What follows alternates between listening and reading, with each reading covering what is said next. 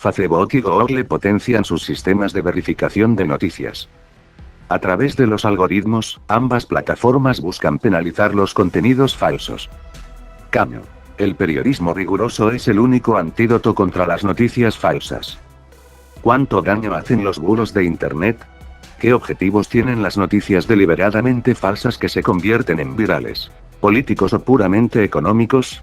¿Es la censura la solución? A estas y otras preguntas, trataba de contestar, o al menos de abrir el debate, el foro Fake News. ¿Cómo combatir las noticias falsas en Europa?, celebrado esta mañana en el Círculo de Bellas Artes de Madrid. El evento está organizado por la Oficina del Parlamento Europeo en España junto con la Alianza de Medios Líderes en Europa, LENA, por sus siglas en inglés. El País, medio del grupo Prisa como 5 días, pertenece a esta organización y colabora en su celebración.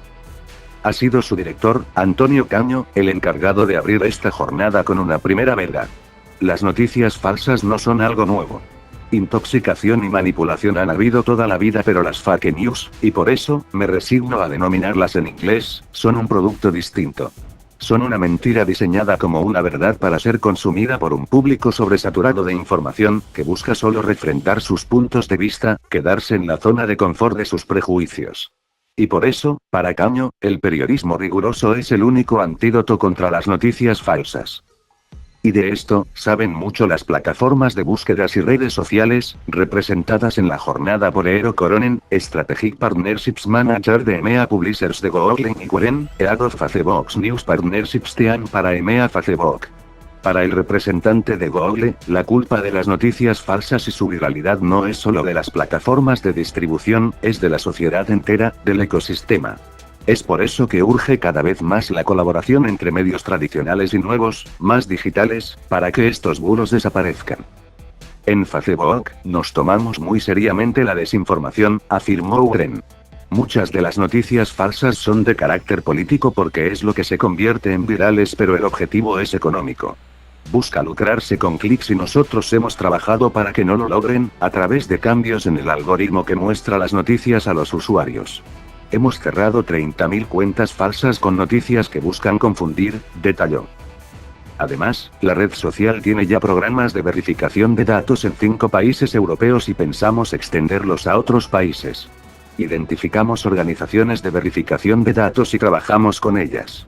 El año pasado, solo poníamos una señal de alerta pero no funcionaba. Ahora, esa página recibe una puntuación menor para que se distribuya menos en el algoritmo y así, cae hasta un 80% el tráfico. Habilitamos a las organizaciones de verificación de datos que publiquen una información relacionada, para que la gente vea lo que es verídico y lo que no, detalla. Por parte de Google, se ha puesto en marcha el proyecto Trust para que las noticias falsas no salgan en las búsquedas. Sin embargo, Coronen asume que la verdad no es binaria, no es blanca o negra y establecer la confianza en un contenido tampoco. Dependemos de una serie de indicadores lo que es digno de confianza y lo que no lo es, señala. A las personas les gusta que el contenido sea auténtico, afirma Uren. A principios de año, Facebook redujo el número de noticias que se visualizan por los usuarios y nos comprometimos a que las que aparecen fueran de calidad, de ahí los verificadores. Estamos cambiando el algoritmo y aparecerán más noticias pero de fuentes contrastadas y más noticias locales en función de los intereses de los usuarios. Puede ser un ente externo el que decida cuáles son las fuentes contrastadas, o que sean los propios usuarios, pero la objetividad es importante, explicó el representante de Facebook. Pero si el problema es de la sociedad, cobra de nuevo importancia la figura de los medios como curadores de la información y desenmascaradores de los fake news. Y eso sabiendo que los periodistas no están entrenados para hacer frente a esto, dijo Caño. Cuando una noticia está ya instalada en la mente de la opinión pública, ya es muy difícil hacerle frente, explicó Christophe Berti, director del diario francés Le Soir. La página web de su medio fue hackeada, copiada y se introdujeron noticias falsas sobre la campaña electoral del actual presidente de la República Francesa, Emmanuel Macron.